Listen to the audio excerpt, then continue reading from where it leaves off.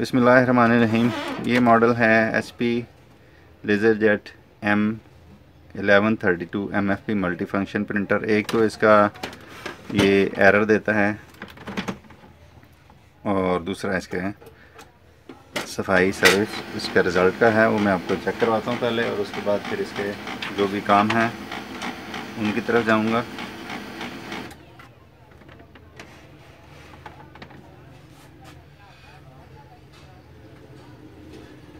ये इसमें error E8, लेकिन ये अपना टेस्ट पेज वगैरह वो सब कुछ प्रिंटर इसका बिल्कुल ओके काम करेगा। तो इसकी टेस्ट पेज के लिए कैंसिल और बटन को प्रेस करूँगा तो ये इसका डेमो पेज आएगा। डेमो पेज में आप देख सकते हैं ये इसके प्रिंटिंग सारी ये ख़राब कर रहा है। तो अभी मुझे एक इसकी सर्विस करनी है और दूसरा फिर इसका ये टोनर कार्ट्रिज का जो काम है ये बाद में होगा। तो फ़िलहाल मैं इसके मुकम्मल आपको पार्ट्स को खोलना, बंद करना और इसके जो स्कैनर को साफ़ करना, फ्यूज़र सेक्शन को खोलना, साफ़ करना, मैं सारे उस चीज़ को इस वीडियो में कवर करूँगा। ये जो एरर E8 है ये इसके स्कैनर का फॉल्ट है। ये इसका स्कैनर फंक्शनल नहीं है कि इसकी केबल में प्रॉब्लम है या इसका स्कैनर ख़राब है।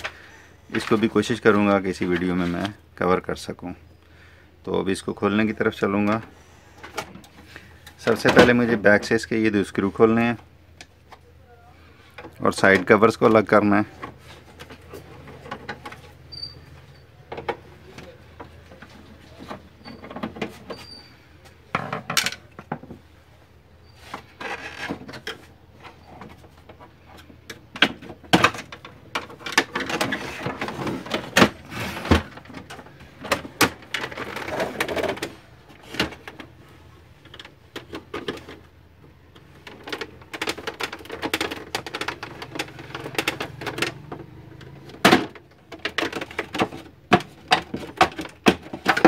एक साइड का कवर अलग किया, इसी तरह दूसरी साइड का अलग होगा।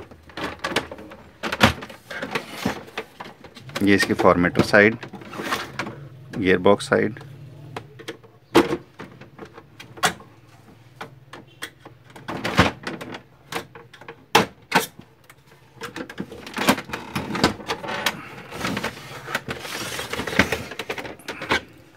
अभी ये साइड खोलने में जो मैंने पहले इस तरफ किया था, तो फॉर्मेटर साइड खोलने में थोड़ा सा एक मसला होता है, उसको ज़रा उसके लिए मुझे पहले इसको भी खोलना पड़ता है, पैनल को भी।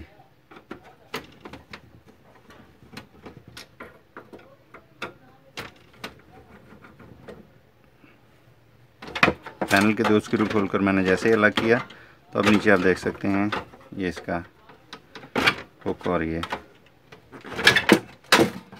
अलग हो गया। अब इस पैनल को अलग कर लेंगे। पैनल,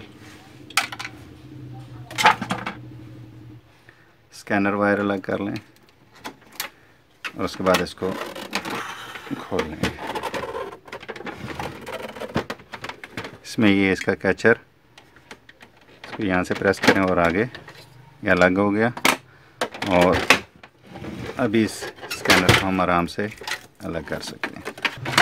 अब बारी है प्रिंटर के मज़ीद अगले पार्ट्स को खोलने की।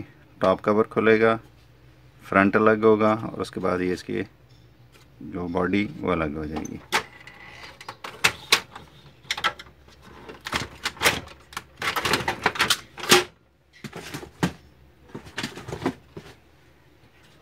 इस प्रिंटर की मालूमात एक और देता जाऊं कि इस प्रिंटर का जो बेस मॉडल है HP P1102 है, उसी को आगे जो कॉपियर मॉडल में दिया गया है वो MFP 1132 है। इसको भी मैं फ्रंट को खोलूँगा। फ्रंट खोलने के लिए ये बैक से इन दोनों को उठाया और ये फ्रंट कवर अलग हो गया। अब इस टॉप कवर की बारी। इसमें अगर आप देखें तो ये फ्यूज़र स्लीव के जो रिलीज़ लीवर हैं उनका ताल्लुक इस से होता है। जैसे इसको उठाएं तो ये रिलीज़ लीवर ऊपर हो जाते हैं और फ्यूज़र को रिलीज़ कर देते हैं, फ्यूज़र स्लीव को, ताकि पेपर आसानी से बगैर किसी रुकावट के नरमी से निकाला जा सके। तो इसमें मैं जूम करके ये दूंगा, ये इसमें फंसे होते हैं ये हुक्स, इसको देखेंगे तो मैंने कितनी आसानी से निकाली। इसको थोड़ा सा ऊपर की जाने प्रेस करें और ये बाहर की तरफ करें, निकाल दें। उसके बाद क्लच को निकालना है, ये क्लच को खोलने के बाद ये टॉप कवर अलग हो गया और अभी इसके ये स्क्रूज़ 2 इधर होंगे, 2 4 और ये 6 स्क्रूज़ खोलने के बाद मैं इसका टॉप भी अलग कर लूँगा।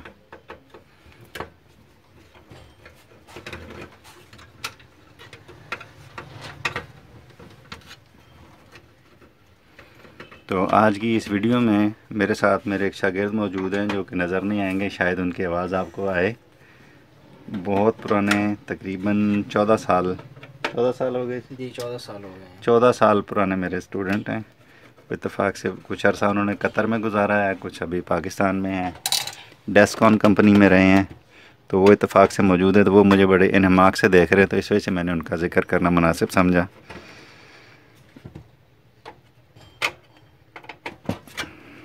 सर ये आप कितने अरसे से ये वीडियो वाला काम कर रहे हैं? वीडियो तो अभी मैंने कोई 2 साल हो गए शुरू की, ताकि ये मैं अपना नॉलेज जो है वो सारा लोगों तक मैं पहुंचा सकूं। तो वैसे जो है मैं ज़ाहिर है अल्हम्दुलिल्लाह, आपको मालूम है कितने अरसे से मैं काम कर रहा हूँ। ये वीडियो वाला काम तो उस वक्त जब मैंने आपके पास एजुकेशन हासिल की थी ना, तो उस वक्त तो वीडियो वाला काम नहीं था ना। तो अभी आप वीडियो नहीं था, रिसेंटली स्टार्ट किया, तो इसका मतलब बहुत बेनिफिट है। मैं ये सिखाने के लिए शुरू किया मैंने। तो अभी इसका मैं खोलने जा रहा हूँ स्कैनर या लेज़र असेंबली। इसके बाद मैं इसका फॉर्मेटर खोल कर अलग करूँगा और फिर फ्यूज़र असेंबली। तो ये भी मैं जो सिखा रहा हूँ ये सारा ताकि मैं अपना इल्म जो है वो मैं जो सीखना चाहते हैं, जो कुछ काम करना चाहते हैं, ये उनके लिए है। बिल्कुल ज़ाहिर बात है। और जो लोग काम कर रहे हैं और उन्हें इसके मसाइल का सामना होता है, तो वो मेरी अगर वीडियो से अगर किसी का कोई मसला हल हो जाता है तो वो भी मेरे लिए बड़े फ़ख्र की बात है। तो मैं बहरहाल ये सारे इसी मकसद के लिए कर रहा हूँ। तो ये स्कैनर का मैंने कवर खोल दिया, स्कैनर ओपन हो गया। अब इसकी बारी है फॉर्मेटर बोर्ड के लिए। इसके 2 स्क्रू ये फ्रंट पर हैं,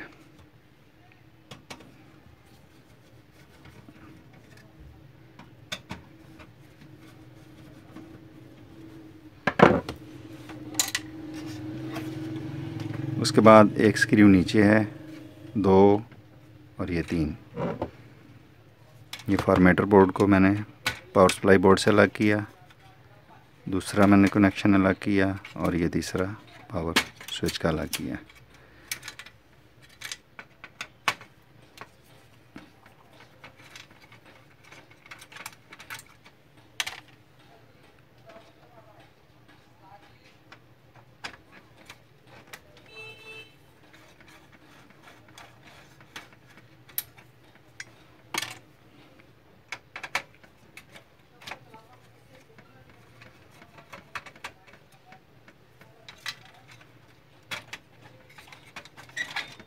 और ये फॉर्मेटर बोर्ड अलग हो गया और ये नीचे पावर सप्लाई यूनिट मेरे पास आ गई। ये मैंने जैसे मालूमात के लिए पहले भी बतलाया, ये RM17902 ये पावर सप्लाई का मॉडल नंबर है। तो इसके स्कीमेटिक वगैरह तो मिलती नहीं है, लेकिन ये मालूमात के लिए मैं दे रहा हूँ। और ये जेन्युइन 220 वोल्ट, यानी जिन ममालिक का जो स्टैंडर्ड 220 वोल्ट है उनके लिए जो सप्लाई होगी उस पर 200 लिखा होगा, और जो 110 स्टैंडर्ड की होगी उस पर 100 सप्लाई होगी और उसका मॉडल उस हिसाब से मसलन 7901 हो सकती है पॉसिबली। तो ये RM17902 ये 200 वोल्ट स्टैंडर्ड की जो पावर सप्लाई, ये उसका मॉडल नंबर। और ये सारे देख सकते हैं, पहले भी पावर सप्लाई में मैंने बताया था कि ये जो डॉटेड लाइन आ रही है ये दरमियान में आप देख सकते हैं, ये सारे ये इसका प्राइमरी सेक्शन है। इस ट्रांसफार्मर के इधर तक ये हाफ़ ट्रांसफार्मर प्राइमरी में है और हाफ़ सेकेंडरी में है। तो ये प्राइमरी 220 वोल्ट जहाँ पर वोल्टेज रिसीव करने के बाद उन्हें स्टेबल किया जाता है ताकि बिल्कुल एक जैसे रहें, अप डाउन उनकी ना हो।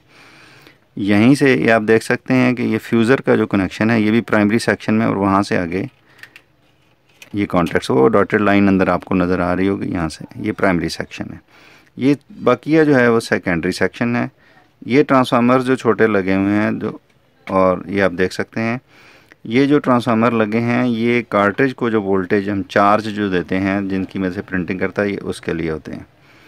ये दीगर इसकी सेकेंडरी मुख्तलिफ मोटर को चलाने के लिए, बाकी इलेक्ट्रॉनिक सर्किट को चलाने के लिए जो वोल्टेज रेगुलेशन का, और ये जो 2 स्ट्रिप्स जा रही हैं और ये कनेक्शन जो जा रहा है ये अभी इसका स्कैनर के लिए जो कनेक्शन है ये उनकी तरफ जा रहा है। ये आप देख सकते हैं स्कैनर का, और ये मोटर बोर्ड को जो। तो अभी मुझे खोलना है इस फ्यूज़र असेंबली को। उसके लिए मैं ये बैक भी अलग करूँगा क्योंकि मुझे इसकी मुकम्मल सफाई करनी है।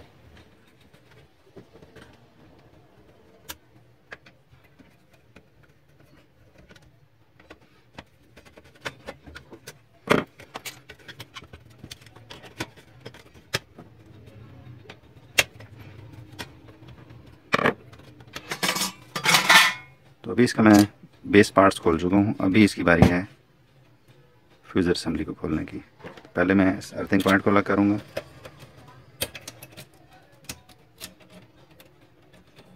वायर्स खोलूँगा, पावर सप्लाई से मैं वायर्स को अलग कर लूँगा, इन कॉन्टैक्ट्स को खोल लिया, फ्यूज़र का कनेक्शन खोल लिया।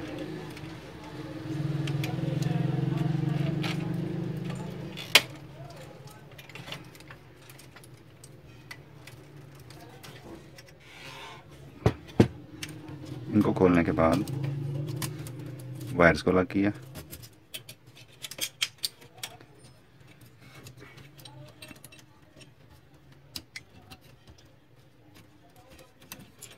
उसके बाद ये वायर हैंडलिंग के लिए जो लगा है इसको कवर को निकाला। तो अब मेरे पास नीचे स्क्रू सामने है।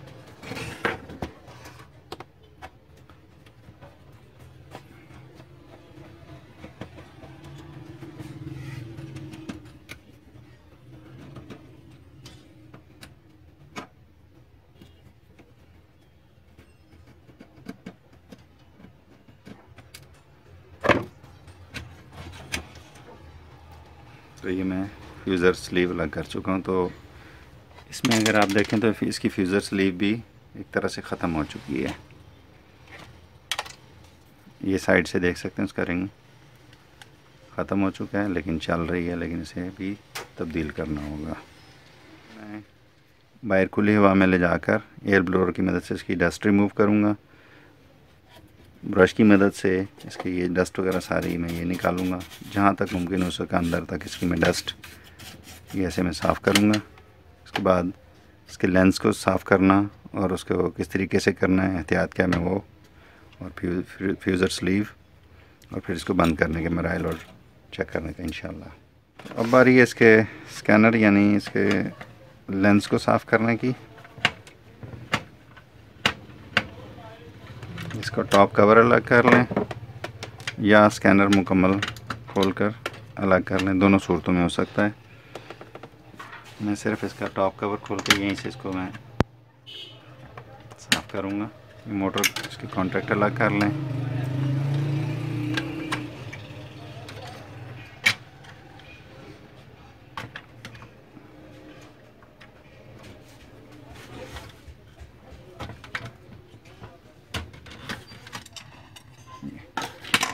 इसमें भी ये लेज़र डायोड मोटर जो कि रोटेट करके लेंस लाइट को फैलाती है और फिर इस लेंस के ज़रिए से आगे फ़ोटो कंडक्टर पर ये जाता है। बस इस लेंस में यही सिंपल मैकेनिज़्म है। तो इसमें एक इसको साफ़ करना है,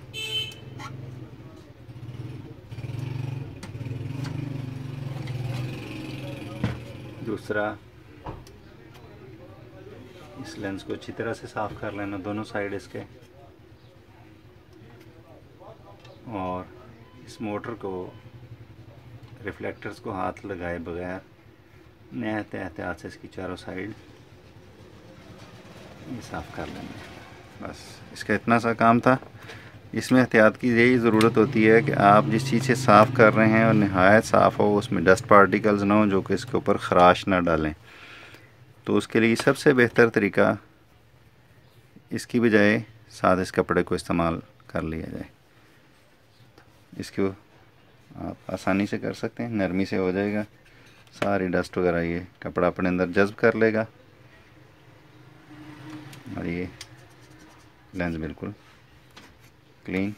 ये हमारा मरहला क्लियर हो गया। अगर लेंस पर डस्ट होगी किसी भी जानिब तो वहाँ से प्रिंटर अपना रिज़ल्ट ख़राब करेगा, ब्लर भी कर सकता है और फेड भी कर सकता है, यानी फीका कर सकता है। तो इसको करने के बाद मैंने इसको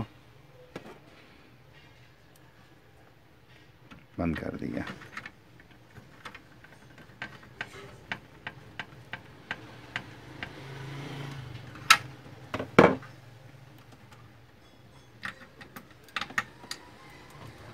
इस मरहला पर एक चीज़ और जहन में रखें, इसके ऊपर ये दिया हुआ है ये लेंस का शटर के लिए है। जैसे ही आगे आएगा तो ये यानी हम कवर को उठाएंगे तो ये आगे से हट जाता है। ये जैसे कवर को हम प्रेस करते हैं, टॉप कवर बंद करते हैं तो ये आगे से हट जाता है। अब लेंस वो लेज़र लाइट क्रॉस होगी और प्रिंटिंग करेगा, वो सूरत दीगर वो प्रिंटिंग नहीं करेगा। ये इस मकसद के लिए होता है। तो बाज़ प्रिंटर में ये लगा हुआ है, बाज़ में ये नहीं लगा हुआ है। 1102 के बहुत सारे ऐसे मॉडल आए हैं, ये MFE 1132 जिसमें ये चीज़ मौजूद नहीं है। तो इसका कवर के ऊपर वहाँ से ये नज़र आ जाता है। तो इसको साफ़ करने के बाद अभी अगला मरहला मैं इंशाअल्लाह ताला इसको फ्यूज़र स्लीव की तरफ मैं लेकर जाऊँगा। तो दीगर काम मुकम्मल करने के बाद, सफाई वगैरह लेंस वगैरह की सफाई करने के बाद अब बारी है इस फ्यूज़र स्लीव की सेक्शन की। फ्यूज़र स्लीव को चेक करना और इसको साफ़ करना। पहले मैं ये 2 स्क्रू खोलूँगा और इसके मैं कवर को अलग करूँगा। ये वो लीवर्स इनकी मैंने खोलते वक्त मैंने दिखाई थी कि फ्यूज़र स्लीव को रिलीज़ करते हैं। तो जब इनको हम उठाते हैं तो आप इसको देखिएगा कि ये थोड़ा सा ऊपर उठ जाएगा और ये फ्यूज़र स्लीव रिलीज़ हो जाती है। ये देखिए, तो इससे प्रेशर कम हो जाता है प्रेशर रोलर के ऊपर, जिसकी वजह से फ्यूज़र स्लीव रिलीज़ हो जाती है। और ये दूसरी तरफ का भी, दोनों तरफ क्योंकि पैरेलल में होते हैं तो इससे प्रेशर कम हो जाता है और कागज़ बआसानी बाहर निकल आता है, ज़ोर से नहीं लगता। तो इससे इसे फटने का ख़तरा कम हो जाता है। तो ये इसमें मैंने दिखाना था आपको। इसको यहाँ से उठाएंगे और ये अलग कर लिए। तो अब नीचे फ्यूज़र स्लीव को देखा जा सकता है कि जो कि बज़ाहिर ठीक है, लेकिन इधर से ये ख़त्म हो चुकी है। तो इसको बेहतर है कि तब्दील कर लिया जाए। ये है, और ये साइड पे किनारा देख सकते हैं, ये निशान आएगा कागज़ के ऊपर क्योंकि इसके ऊपर केमिकल ख़त्म हो चुका है। तो इसको खोलने का तरीका, पहले इस वायर को अलग करूँगा।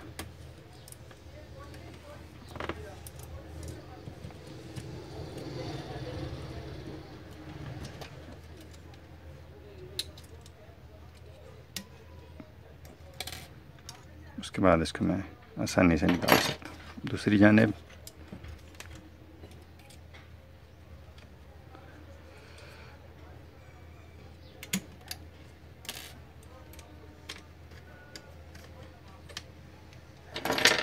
दोनों जानिब को निकालने के बाद ये फ्यूज़र स्लीव को मैं और फ्यूज़र को मैं अलग कर चुका हूँ।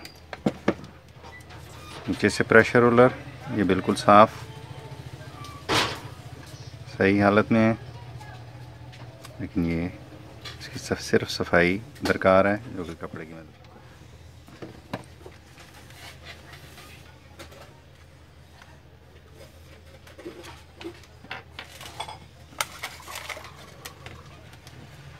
ये बज़ाहिर हर चीज़ साफ़ है, लेकिन ये फ्यूज़र स्लीव ख़त्म हो चुकी है। इसको बदलते हैं।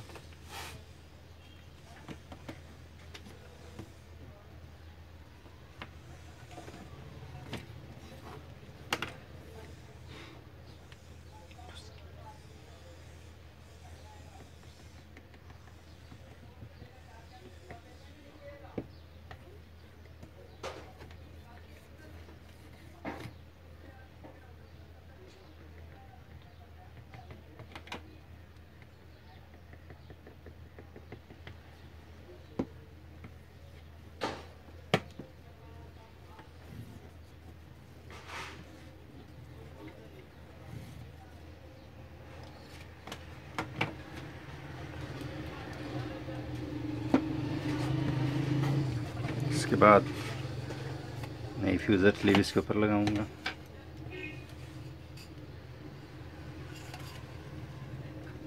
ये मैं एक और वजाहत करता चलूँ, ये हमारी मार्केट में मौजूद है। ये फ्यूज़र स्लीव हल्की होती है और इससे काम तो चल जाता है, लेकिन प्रिंटर में मुख्तलिफ जो है पेपर कच्चा करना तो कुछ अर्से के बाद ख़त्म होने वाले ये मसाइल बन जाते हैं। जबकि ये इसकी हाई क्वालिटी भी है और ओरिजिनल के करीब तरीन भी है, और ये ओरिजिनल स्लीव भी तकरीबन ऐसी होती है। तो ये हाई क्वालिटी की स्लीव है जो मैं इस टाइम इस्तेमाल कर रहा हूँ।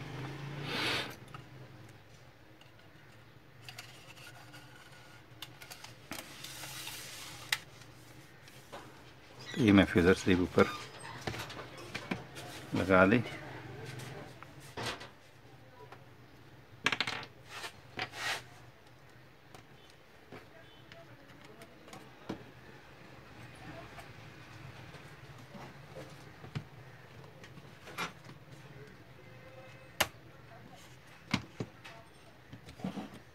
लगाने के बाद इसको मैं दोबारा रखूँगा इधर ही।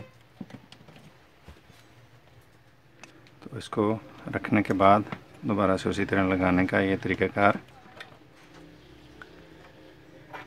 नहायत आसान तरीक़ा सिखलाऊँगा इनको।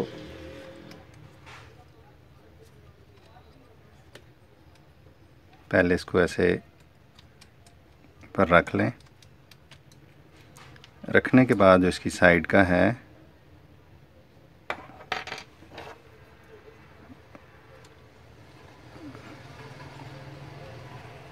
उसको ऊपर रख के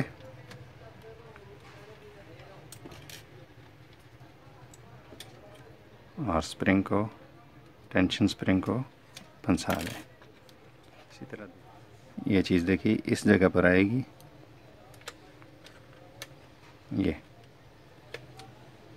ये दो डॉट्स आएंगे,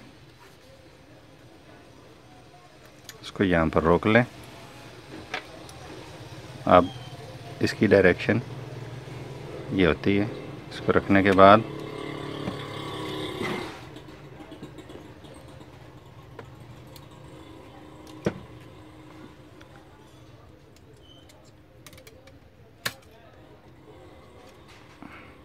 टेंशन स्प्रिंग को उसकी जगह पर लगा देंगे। कस दिया। उसके बाद इसकी वायर को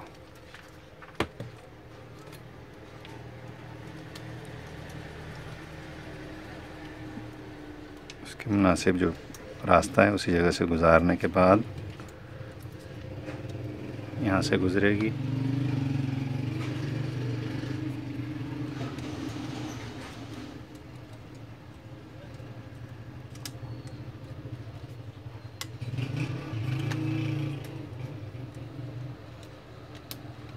मुकम्मल। अब इस पर कवर की बारी, एक और ये दो, ये दोनों इन दो जगह पर फंसेंगे।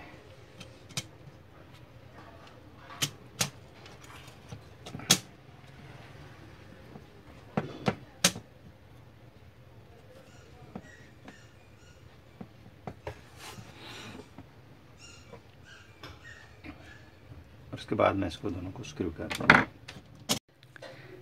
इनको लगाने के लिए मैं पहले वजाहत करता चलूँ कि ये डिज़ाइन इसको नोट कर लें कि कैसे ये अंदर की साइड पे आना है। ये अब अगर इसको अपोजिट करेंगे तो ये कतन अंदर की साइड पे दुरुस्त से नहीं आएगा, और ये साइड इसकी ये बाहर की तरफ, ताकि यहाँ से इन हो के उसमें हुक अंदर फंस सके। तो ये अपोजिट लगेंगे तो ये थोड़ा सा टेढ़ा हो जाएगा और फंसेगा।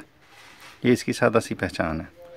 नए बंदे के लिए अमूमन मुश्किल हो जाती है। तो इसका ये कवर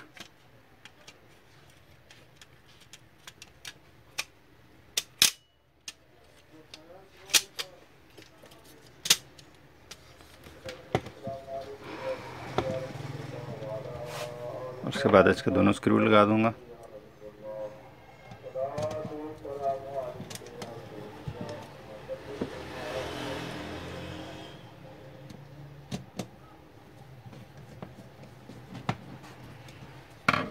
और मेरा ये काम भी अल्हम्दुलिल्लाह मुकम्मल हो चुका है। दीगर काम मुकम्मल करने के बाद, सफाई के बाद पहले मैं इसका कवर लगाऊंगा। ये जिसका मैंने बयान किया था, ये शटर के लेंस के लिए होता है, तो उसको लगाने का तरीका देखिए। पहले मैं इसको, आसान तरीन तरीका ये है कि पहले इसको उतारें, उसके बाद इसको बिठा लें। बिठाने के बाद इसके स्क्रू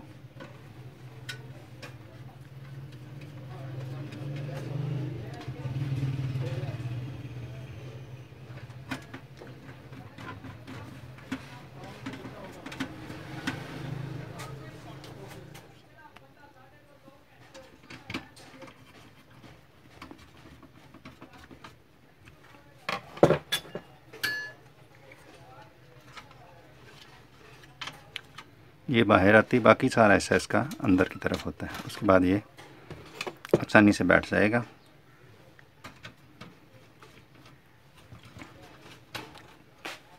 अब ये देखें, इसको मुझे यहाँ पे निकालना है। ऊपर नज़र आना शुरू हो गया, इसको यहीं पे रोक लेंगे, इसको हाथ रखें। अब इसमें आसानी से रखने के बाद ये नहायत आसानी से बैठ जाएगा। अब बार इसमें फ्यूज़र स्लीव के, इसमें यहाँ पर ये बनी होती है छोटी सी झरी।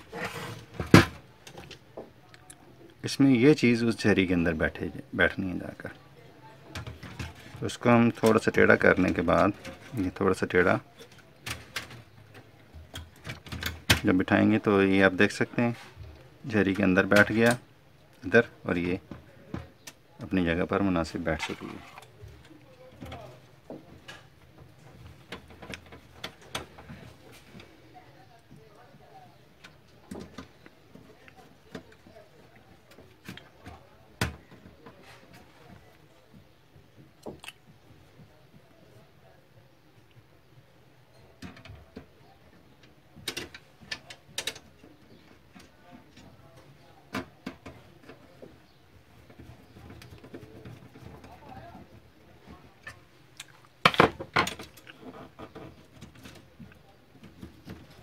वायर्स को क्रॉस करने की बारी।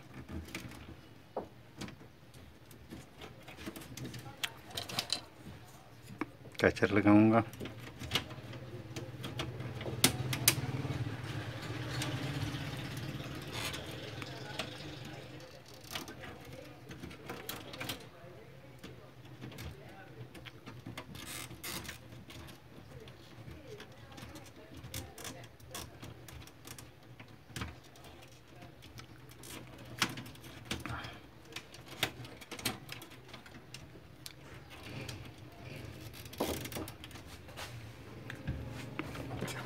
और अब बारी इनको जगह पर बिठाने की।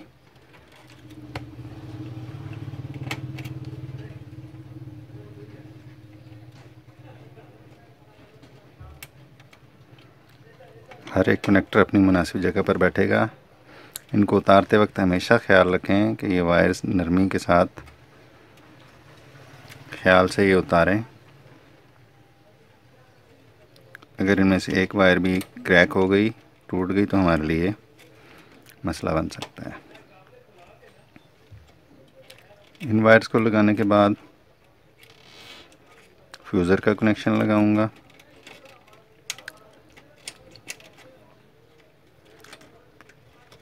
उसके बाद इसका ये बाकायदा यहाँ से इसका रास्ता बना हुआ है, इस जगह से गुजरेगा ये वायर।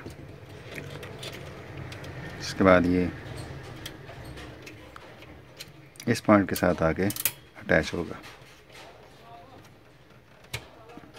और यहाँ से गुजारने के बाद हैंडलिंग, और इसको ये फोल्ड कर देंगे। ये अच्छी तरह से अंदर बैठ जाएगी और बॉडी में आके कहीं दूसरी जानिब अटैच नहीं होगी। अब बारी है फॉर्मेटर को लगाने की। पहले ये जाने बिठाऊंगा,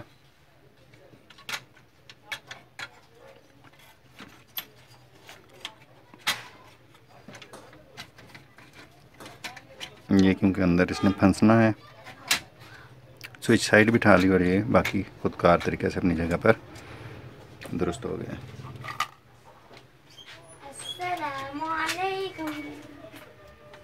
वालेकुम अस्सलाम रहमतुल्लाह। तो ये दोनों स्क्रू लगाने के बाद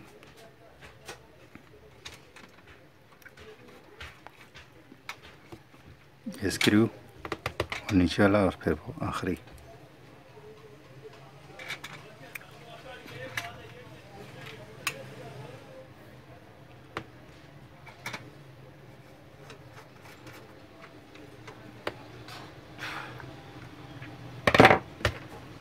बारी इसके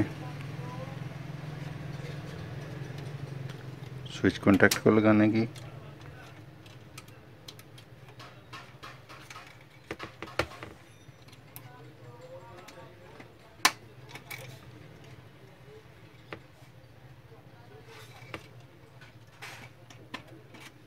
और अभी फॉर्मेटर की डाटा केबल।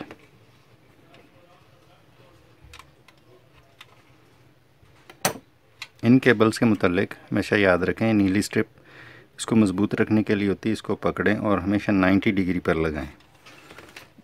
इस जगह से बेंड ना होने दें, वरना ये केबल ब्रेक हो सकती है। तो ये अल्हम्दुलिल्लाह इसका एक फ़ेज़ मुकम्मल हो गया। अभी मैं अगले मरहले की तरफ चलता हूँ। अगले मरहले में पहले इसका टॉप कवर लगाऊंगा। टॉप कवर लगाने के लिए पहले मुझे इसको इसकी जगह पर बिठाना है, क्योंकि टॉप कवर के 2 स्क्रू इसमें आकर लगने हैं और इसने उसको सपोर्ट देनी है। तो इसके 2 स्क्रू मैं लगाऊंगा।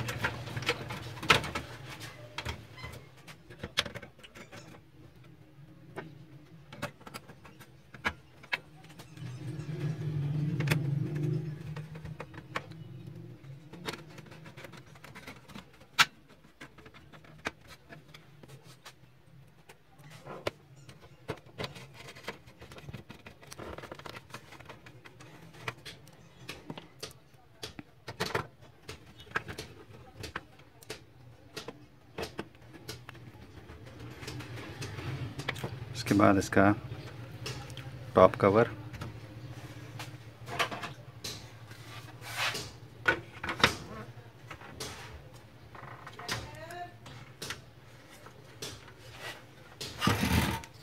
इसमें अभी ये देखें इनको लगाने का तरीका।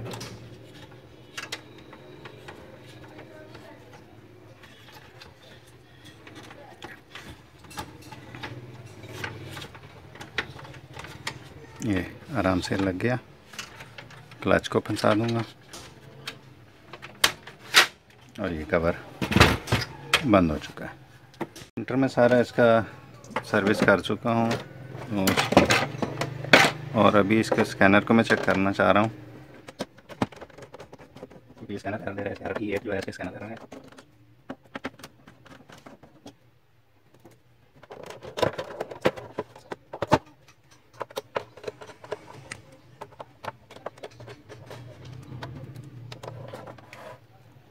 तो इसको आप ये देख सकते हैं, ये 2 हिस्सों में इसकी केबल होती है, जबकि इस तरफ एक ही हिस्सा है। तो अभी इसमें मसला मुझे चेक करना है। तो उसके लिए बेहतर हाल कि मैं इस केबल को यहाँ से अलग कर लूँ।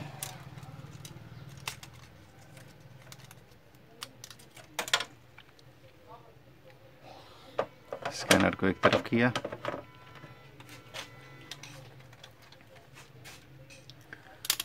मीटर को मैंने कंटिन्यूटी पे किया,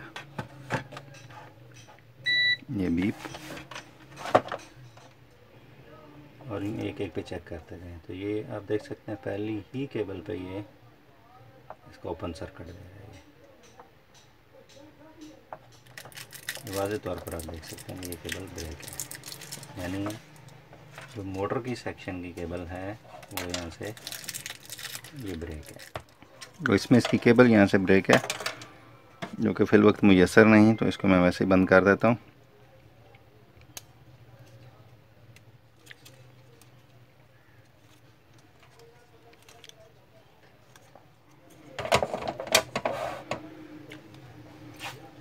इसकी केबल बावजूद कोशिश के मुझे यहाँ से मुयसर नहीं हो सकी, तो इसको भी मैं बंद कर देता हूँ। बाकी प्रिंटर की मैं सर्विस कर चुका हूँ।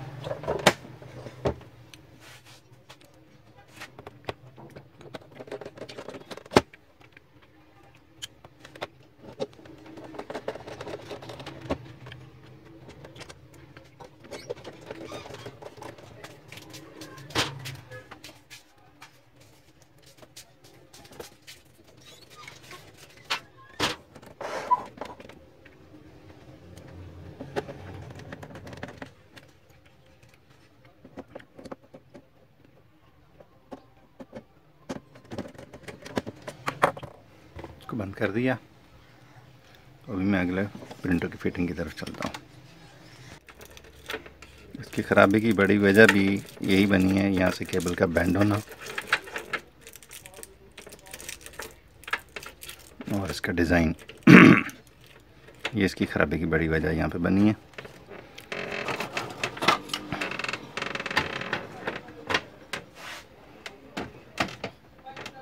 तो ये एक इसका मुकम्मल हो गया। अब बारी इसके फ्रंट की।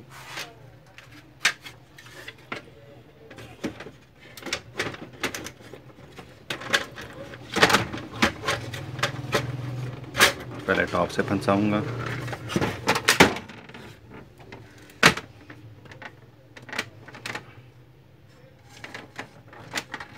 उसके बाद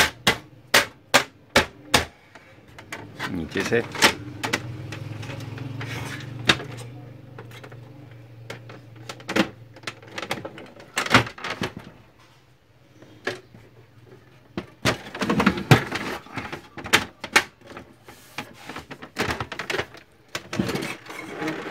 बाद इस एनिम का कवर लगाऊंगा।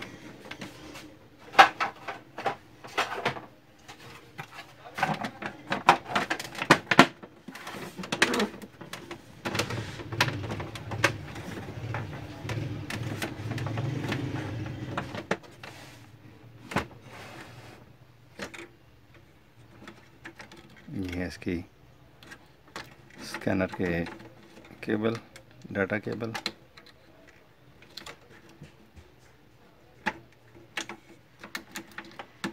उसको बिठाने के बाद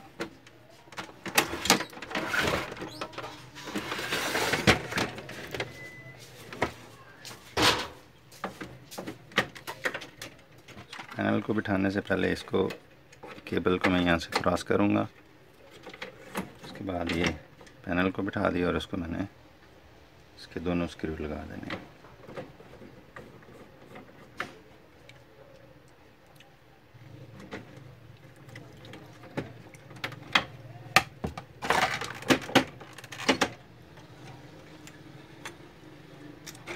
और इससे कवर ये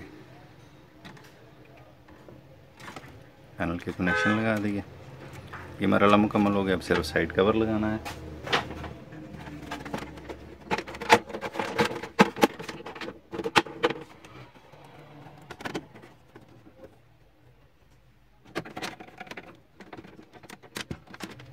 तो ये इस HP LaserJet 1132 MFP इसकी फ्यूज़र स्लीव रिप्लेसमेंट और इसको असम्बल डिसम्बल करने का ट्यूटोरियल यहाँ पे मुकम्मल होगा। उसको मैं सिर्फ ऑन करके चेक करूँगा। अभी इसकी कोई कार्टेज वगैरह मैंने नहीं लगाई। तो जैसा मैंने कहा था कि इसकी स्ट्रिप ब्रेक है, तो ये इसकी देख लें मोटर में किसी की किस्म की कोई एक्टिविटी नहीं स्ट्रिप के ब्रेक होने की वजह से। और ये रेडी एरर E3।